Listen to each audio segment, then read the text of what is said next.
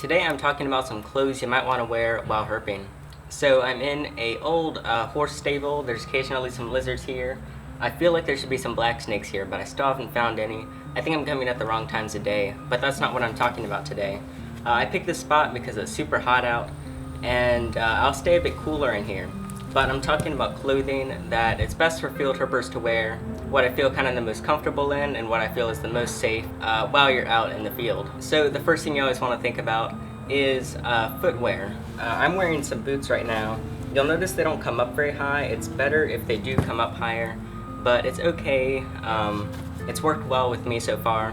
And footwear is really important, obviously, because you're going to be walking on all sorts of terrain depending on where you are, and you don't always know what's under the brush or what's on that terrain. It could be venomous snakes if it's in your area.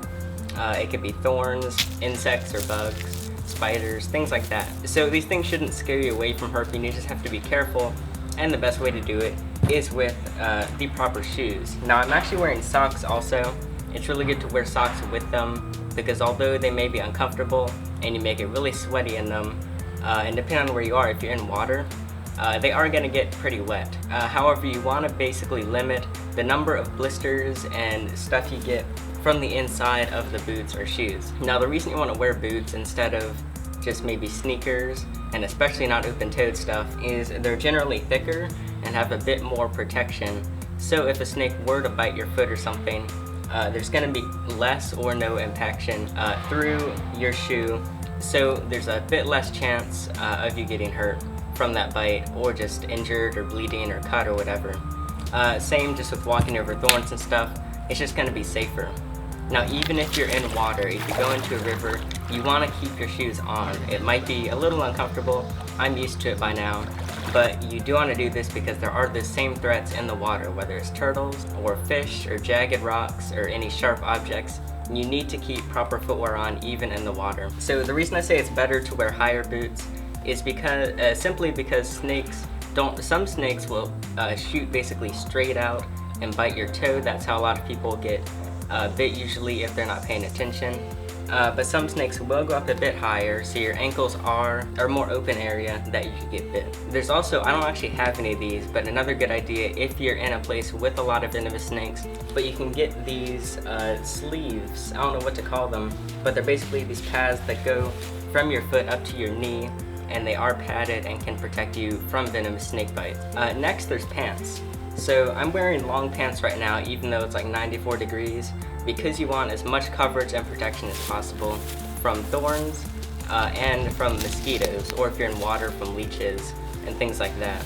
So you just need to really cover your body no matter how hot it is. It's pretty important. Of course, you're gonna have to stay really hydrated with these bit heavier clothing, but you do want just as much coverage on your legs as possible. So these I think they're like water resistant, so if, I don't know, some water just splashes up on them, they're fine, but they will get pretty soaked. So if it's cold while you're herping, generally it's going to be warm. You do need to be careful because cold plus wet usually equals hypothermia eventually. So you definitely need to be careful with that. But when it's hot, it might actually be nice to have the damp pants. But again, whether you're in water or even just somewhere pretty open and clear, there's bugs and mosquitoes and thorns and other dangers, so it's best to always wear long pants. Shirts, there's nothing specific I do with shirts. I just kind of wear any shirt. I'm sure it's better to wear, or a little bit safer to get less scratches on your arms if you're wearing long sleeve shirts, but I just wear short sleeve. And it's also good to use bug spray on your arms and legs. You can also put that on your clothing just to keep mosquitoes and stuff away from you completely.